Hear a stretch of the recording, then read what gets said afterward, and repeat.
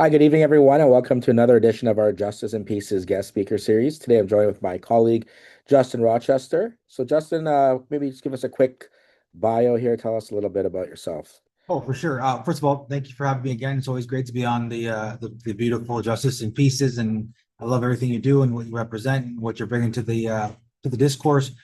So Justin Rochester, paralegal, practicing in criminal law for the last 9 years, coming up on a decade. I'm also a professor at Centennial College, teaching the Provincial Offences Act, summary offenses, and other subjects. And I am happy to be joining the Durham College family as well in the fall. So, Justin, one of the things there that we've just started this year is the Paralegal Town Hall. So, perhaps you can tell us a little bit about what the Paralegal Town Hall is and sort of the vision for the organization.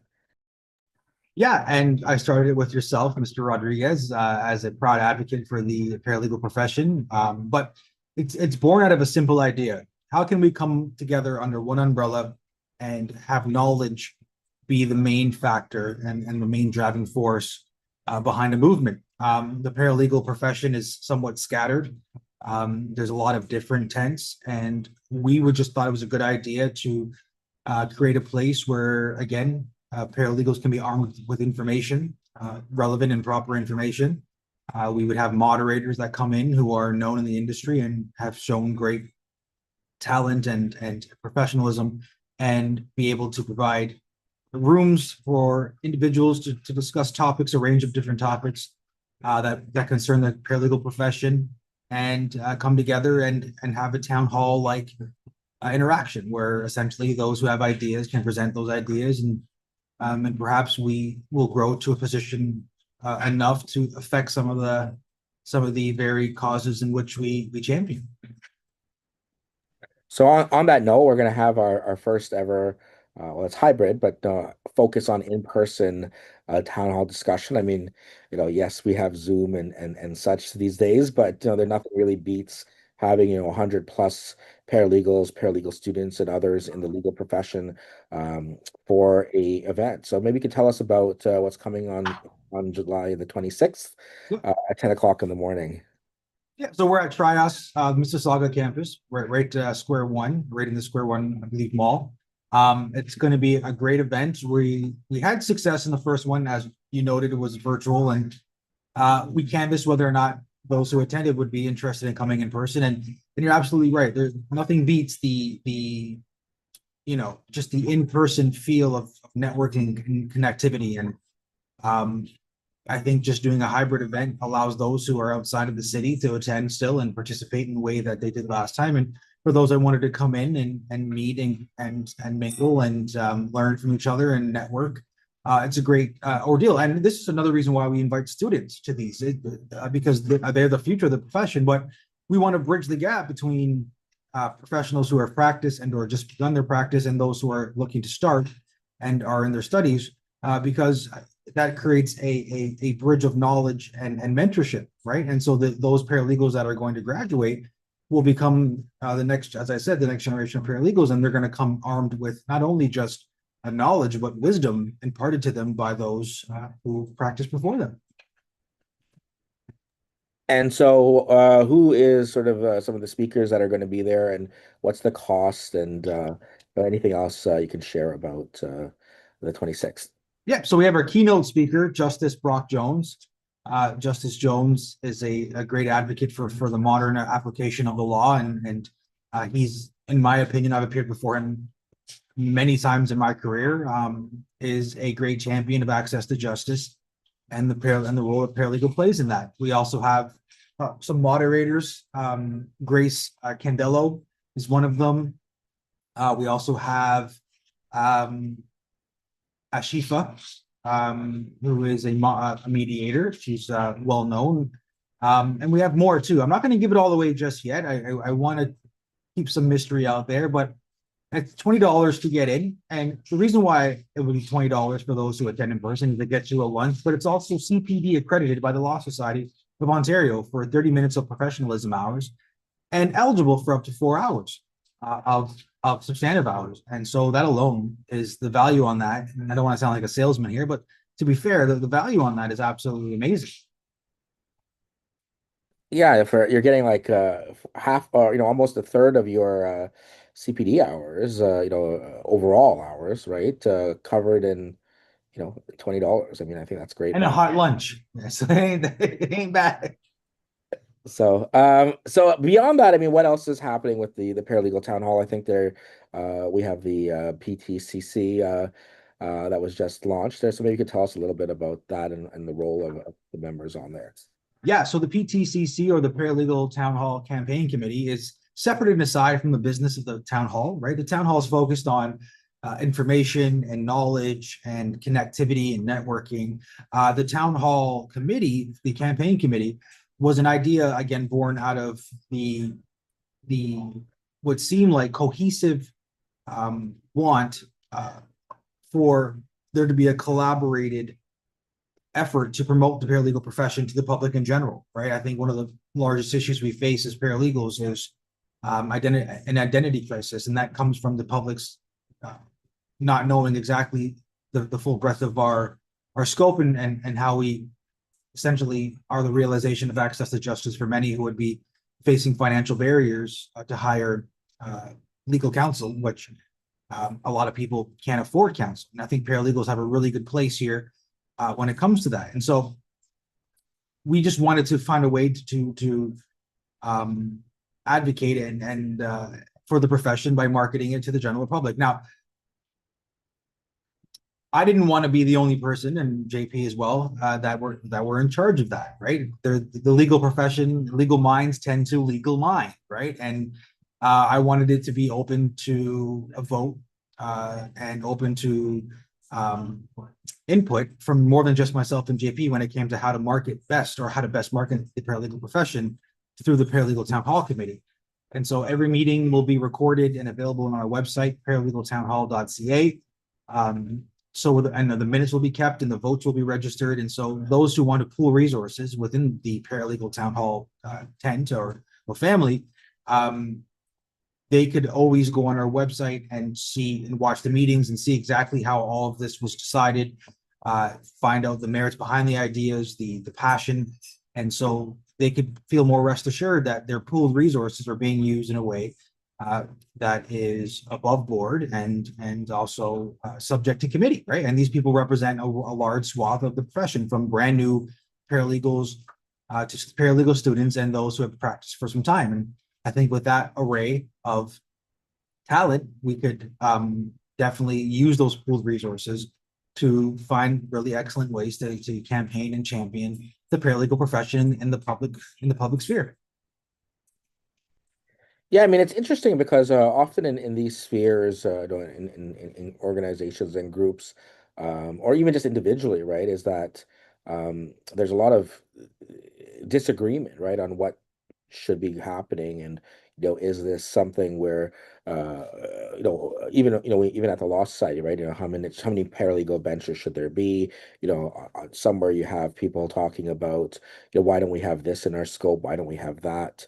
Um, how come there's so many graduates and licensees? I think the number is like 41.5% of licensees who are providing legal services. So what's being done there? And sometimes, there's differences of opinion on things.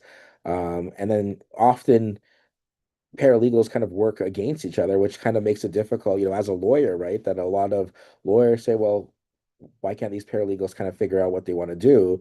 How could we support that if they themselves don't know, because they're kind of working counter each other? So how do you kind of deal with that, where there is a lot of different voices? You have an event and somebody might not agree with, kind of the vision you have or the vision I have or whoever, and get all these voices to the table and kind of have, some strength behind it.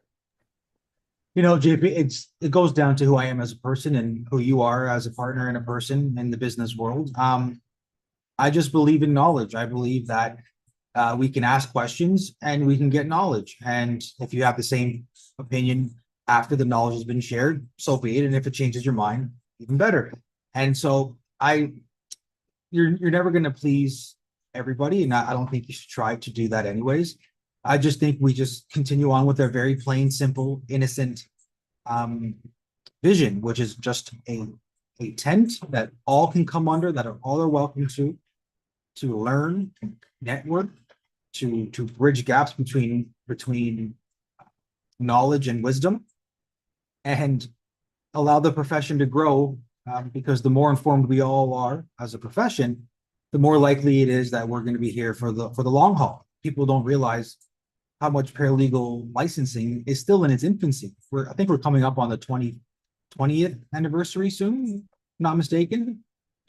Yeah, I believe that's 2027 if I'm 27, that's right. So 20 years since we've been licensed, and we're now seeing a new type of paralegal come into the mix, right? Before there was a lot of grandfathering in for those who had a lot of experience working in paralegal capacity in law firms and as such. And then we had my generation come in and go to college for it. But now we have undergraduates doing 2 to 4 year programs, paralegal. The difference is massive, right? Now we have people who are essentially coming out of university, going to college to get their paralegal diploma and to practice in paralegal law because they see a lot of possibilities and growth there. And so I try not to get bogged down with the like anything else. There's politics within any type of organization or endeavor. You know me, JP. I'm very straightforward. I have a vision. I have something that I see, and I pursue it. And those who who wouldn't want to be a part of that, I totally respect them, and I have no ill will towards anybody. It doesn't really compute in my mind in a way that would be necessary for me to even contemplate. But for those who want to join, the door is always open. The welcome mat says hello, and we look forward to growing and becoming more and more of a meeting ground and a voice for the profession. As I said, more and more we're getting these meetings accredited, so there's a CPD element to it. More and more we're thinking about pooling resources, and so who knows where this grows, right? Who knows where this ends up? But I think as long as we keep the same, um, you know, vision of just a pure, simple message, knowledge and wisdom with networking and working together. Those are the 4 pillars of the town hall. Yeah, I mean, I think certainly the fact that, one of the things, I mean, it's pretty, the first event was free. We gotta pay for, in person for food and stuff like that. But I mean, it pretty much, for $20 for a full day of events and activities. Hopefully that does certainly get people out from the paralegal community. So what are some of the issues that you think? I mean, obviously, we have a number of moderators coming on board, and won't let everyone know which the whole schedule there is. But what do you think are the most important issues for paralegals, whether yourself, whether our students that we engage with, and we're looking at those numbers. What do you think are some of the areas to focus on over the next few years of the paralegal profession and things that you'd like to see the paralegal town hall do specifically in that regard? Yeah, so we have a room for AI, for instance, and I think just getting the profession around how to properly utilize AI and not to use it as a replacement but an aid, and how to properly do earnest and well-sourced legal research and what role AI plays in all of that. And I think that room is going to be one of the more, I think, um, well represented as far as numbers, as well as ideas. Right, the future is coming at us faster and faster with the age of the internet and the age of AI and just what this means for our profession and society in general. This affects so many levels of the humans, the human condition. And so, I think that's one of the more important rooms. I think any room that deals with practice management is essential. A lot of people just don't know where to start or how to create a shore foundation to build up their practice on. I also think the rooms that deal with mediation with Ash is absolutely vital because not a lot of paralegals understand how they can bridge their training as a paralegal into mediation and what that could mean for, again, access to justice. Yeah, I think those 3 rooms are always, I think, going to be relevant in the coming days, and also just a room to discussing expansion and what that means and what has been accomplished, right? We know that $50,000 for the civil courts, small claims, is coming in October. We know divisional court is in our crosshairs and getting closer and closer to being implemented. And just, just continuing the work and again, showing that the paralegal studies and the growth of the paralegal person themselves has reached a level in which we can start having these conversations backed up by the numbers and the schooling, right? Before it was, well, let's get a bunch of people that effectively haven't had undergraduates and or 2 to 4 years of schooling. But now with, again, how that's evolved and changed in the college experience, it's going to be harder and harder to deny that a paralegal is not essentially a well-trained, well-educated machine. So with that, with respect to education, obviously we've been heavily involved in education ourselves. What's there? I mean, one of the rooms obviously that I'll be running is with respect to, the paralegal education and what's being offered, what could be offered, and again, in particular, when we're looking at that translation thereafter, I had a talk there and I said, and then what, right? What happens once you're licensed? Because that I think is an important piece, right? You got to tie the education to, the Law Society certainly has a new program for sole practitioners, right? That's required that hopefully adds some more skills there. But do you see anything from your time teaching in terms of growth, things that we can focus more on change? And we're talking about AI. How do we leverage some of those tools in a way where people are not coming up with hallucinatory case law and people are getting in trouble, and again, as you said, as an aid rather than you know a shortcut. So what else do you see in terms of education for paralegals that we can better do? I just think more practical experience, more assignments or in class activities that deal with specific actual scenarios that play out in the profession. And that could be all the way from mock trials or hearings to even things like practice management techniques that can be actually implemented by using case scenarios and whatnot and teaching them right there in the classroom. Here's exactly what you need in your intake folder, A, B, C, and D. And this is the way I try to teach my practice management course because we have the benefit at Centennial of it being a 2-day course. The first day is always lecture. Second day is activity based.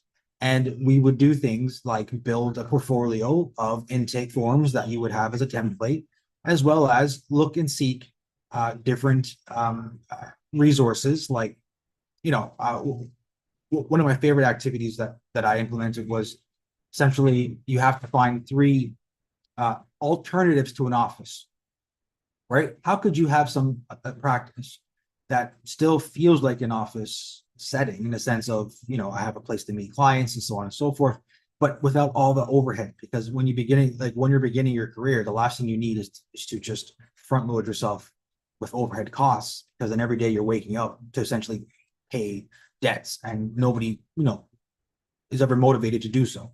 And so the least amount of cost incursion that you could put on yourself in the beginning is massive. And so I was always surprised at the level of ingenuousness, I guess you could say, of the students and in the way the way in which they would find such amazing alternatives. I didn't even know about, for instance, Regis, where you could essentially it's the Airbnb of office spaces, and it comes with a front desk receptionist, internet, computer, everything you need, boom, right there. And you can rent it for a lot more than just an hour or just an hour, right? And so the reason why I bring this up is because it's a great activity that shows practicality. How can I use the, the knowledge I have is great, but how do I implement that knowledge into a business? Because people don't realize that at the end of the day, sole practitioners are a small business, right? It's not just about going out there and representing people. It's about maintaining a business.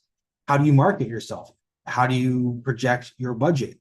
What do you need in the beginning that you can do without, in some instances, and so on and so forth, right? And so, again, practical application of the knowledge that is learned, but, prefaced by the realities of being out there. I think that should be what, at least one class should just be practical paralegaling 101. Just like, what do I do? Well, speaking of practicalities, right? I mean, a lot of, I think I was talking to my class today, said, a lot of the practice of law, I mean, in addition to running a business, is also, relationship building and networking, right? I mean, you were just sharing with me how, you had a connection and it helped directly help one of your clients. And sometimes we take that for granted, like the fact that, especially if paralegals tend to have a lot more solo practices in terms of not as many firms compared to lawyers. And especially, after COVID and people, as we were just talking about Regis, right, that there's a little bit of isolation. So if you have someone to bounce an idea off, you don't necessarily know who to call, right? I mean, yes, there's great resources from the Law Society, like the Coach and Advisor Network, the Practice Management Helpline. But I mean, what's the importance of having these kinds of relationships and networking within the uh, paralegal town hall and, in other avenues as well? Yeah, even when I teach my courses, I always say if you can take one thing away from my courses, it's to learn how to work a room, but also build and maintain relationships, right? Like so many times I needed something done information wise or filing wise or whatever it is. And my relationships with the clerk's office and the ones that I've built over the years have besides the friendships, which pay off themselves, the real the ability to get things done in such a quick manner changes the game for somebody like me, right? I mean, even down to the back when we used to do bail variations at Old City Hall, that could be an all day affair. That could be 3 to 5 hours of waiting around. Essentially, it gets put on top. First, you go to the Crown's office, you have to get them to sign off on everything because back then it wasn't so easy to just do Zoom calls and this and that. You had to actually go into court and go to a Crown pretrial room right outside of 111 court. And then from there, you have to go to the JP's office. She puts it on a pile and goes back to whatever she's doing or he's doing, whoever's working the front desk. Then the JP comes, looks at, takes a pile, looks at them, and that could take 3 to 4 hours. But the relationships that I had was I go to the Crown, hey, it's Rochester, how's the kids? How this? We have our conversation. They they take we talk, they take the bill variation, they agree. I go down to the judge at the JP's office. I know the secretary very well or the front desk person, and they take right to the JP right then and there, and it takes me 20 minutes. Right. And that doesn't happen if you're not building relationships. And I often tell a story about a judge that when I walked to the courtroom and I was trying to address a matter on behalf of counsel working in an agency capacity, he was under the impression that I, as a paralegal, could not appear on the designation outlined by counsel.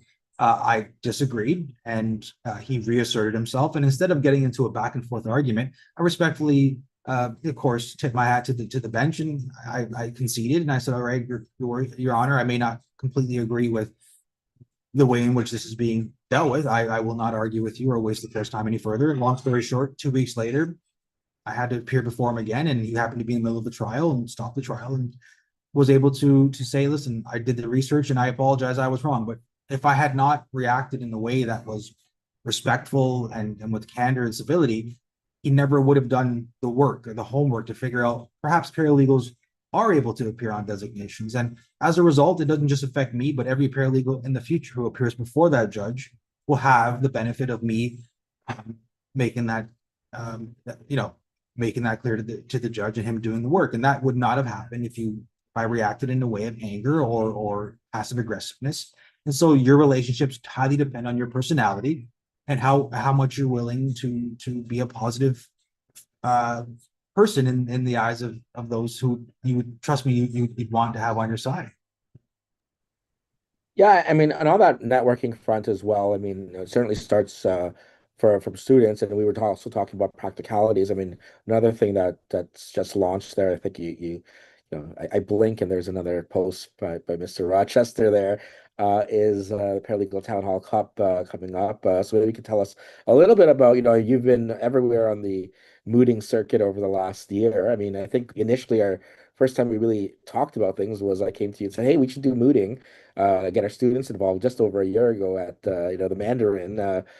You can tell that I certainly can't turn down a good meal, a good buffet there. But Let's talk about that. What we're doing and what value you see with things like mooting on top of the networking and top of the practicality for students. I mean, even just now, I saw a couple of our, students that they've come a long way. They were pretty polished in the beginning, but even in a mock trial competition in their class, shown very brightly, very proud of their growth because they're doing things outside of the classroom.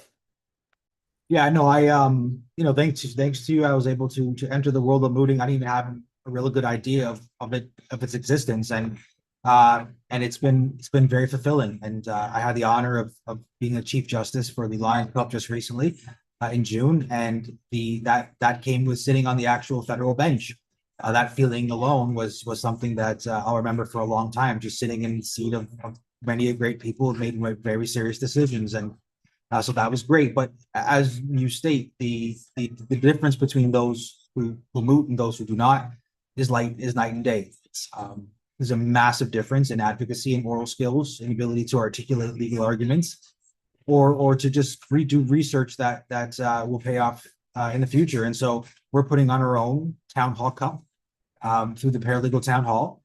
Undergraduates are welcome. Paralegal students who are in school and or just graduated without being licensed are welcome.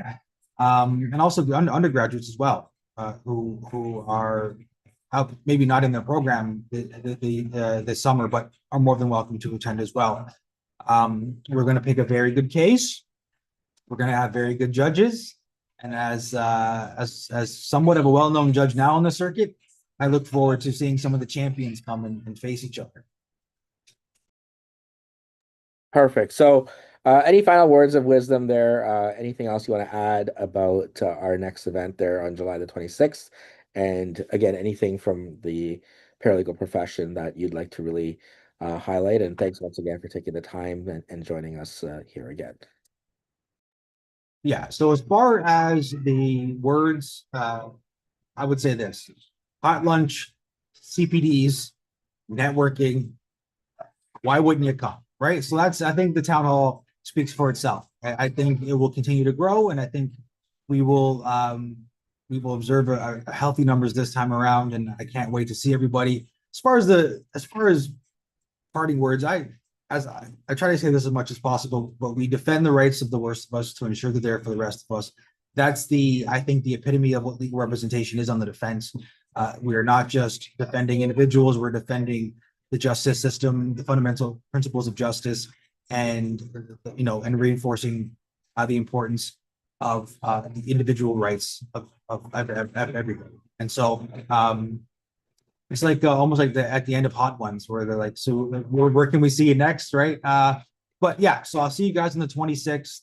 We'll see you out there on September 27th and 28th. And we can't wait to see how this grows, and we really hope that we're all able to come together under this tent of the temple. I guess last question I wouldn't be amiss. I see my background in here. What's the album there of that you'd be bumping, or who would you replace on here with something else from the 80s or the 90s? I don't know if you can. I would put in the early 2000s. I would put RZA, "Birth of a Prince." That album is wall to wall bangers. Perfect. So thanks so much, Justin, and thanks for everyone for tuning in. All the best. See you on the 26th. Again, send $20 e-transfer to the paralegal town hall at gmail.com. Take care, everyone.